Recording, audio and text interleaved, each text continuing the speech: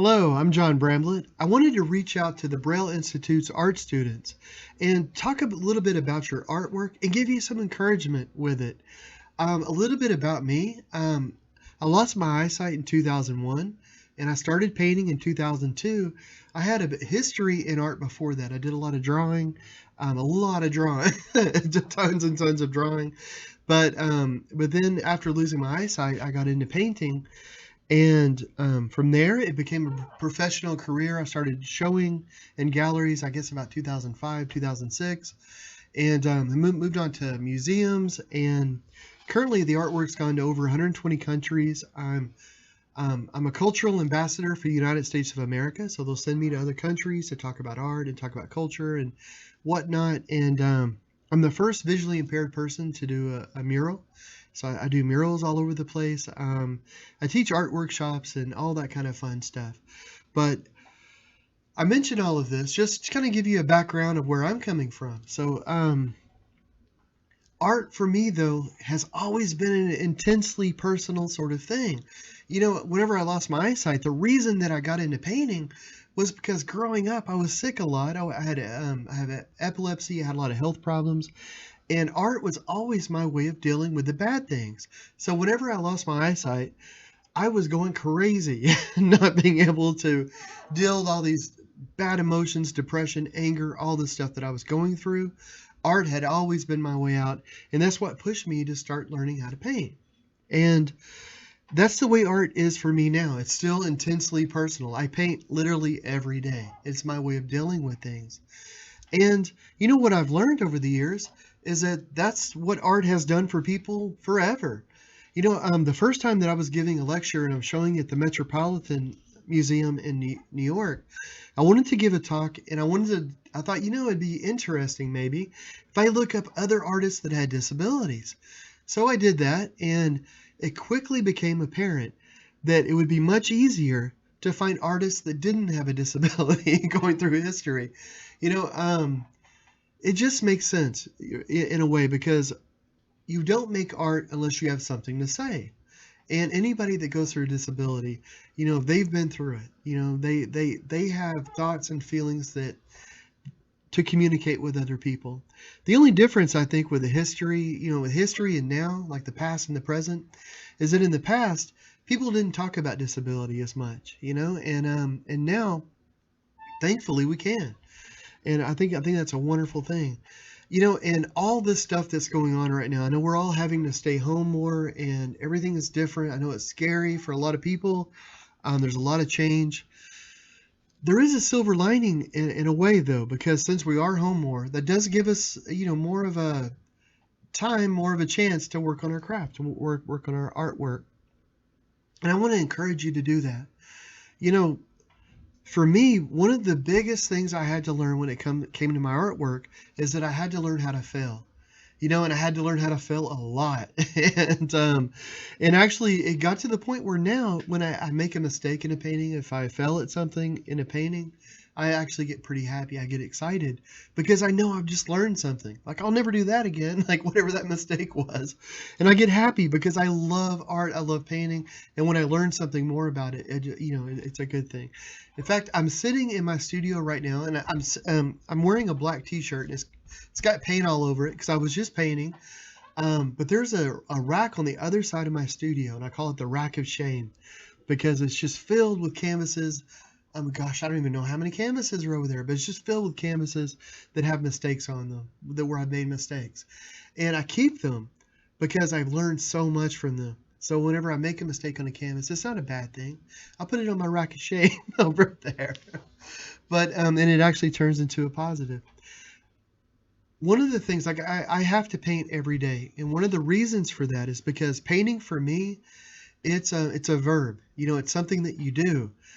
At the end of a painting session or sessions, or if you end up with a painting that you like, well, that's icing on the cake. That's great. That's wonderful. But that's not the main point. That's not why I paint. I mean, that's partly why I paint. I would love to come up with a good painting at the end. That's always nice. But the real benefit that I get from it, and the reason I have to paint every day, is because it helps me. It makes me feel better. when I first lost my eyesight, I had severe epilepsy, and I was, of course, visually impaired, and I was sure that my life was over. I was so angry. I was so depressed. I hadn't learned orientation mobility yet. Hadn't learned any of the things I need to learn. Screen readers, the Braille, everything. I hadn't learned any of that, and I was just sure that everything was over. Today I still have severe epilepsy, and I'm still visually impaired, but I'm happier than I've ever been. And I think a big part of that is because every day I paint, every day I work on something. And the great thing about art is that it forces you to focus on what you can do. It doesn't matter in painting if, about what you can't do. That's not even part of the formula. When it comes to art, it's all about what you can do, and that's such a wonderful sort of thing. And I know, especially at first, whenever I lost my vision, I was so angry, I was so depressed. I didn't feel like I could do anything new. I didn't feel like there would ever be anything new or positive in my life. And it's hard to keep that viewpoint when every day you're actually creating something new and you're making new things. And when I'm painting, I'm living brushstroke to brushstroke. I'm not worried about bills I have to pay. I'm not worried about things in the past. I'm not worried about things that are coming up in the future. I'm not thinking about any of that. I'm just thinking about the paint on the end of that brush and trying to get it where it needs to go. So, it's wonderfully therapeutic. Actually, this Monday, and I'm not sure what the date is. I know today is April 29th, so so in a few days. Yeah, actually, I think it's going to be like May 3rd. But I do live streams on Facebook, and I put them on YouTube. I'm actually going to do a live stream of painting while you're visually impaired. So if you want to tune in and ask questions on that would be awesome. If you don't see this and that's already passed, the video will actually be on Facebook and YouTube and all that. And I live stream twice a week, and I want to encourage you guys. If you have any questions about painting, about anything, tune in. Ask your questions on the live stream. We chat, we go back and forth. I can actually show you stuff live or tell you about it live. So if you're wondering about a medium, about this or about that, about brushes or whatever, you can get real-time answers. So I really encourage you guys to do that, to check it out. On Facebook, it's just my name. It's Bramblitt. It's BRAMBLITT, and it's my art page that I do that on. Although I share it over to my personal page, and on YouTube it's Bramblitt as well. So I keep it pretty easy. And my email is bramblitt@gmail.com.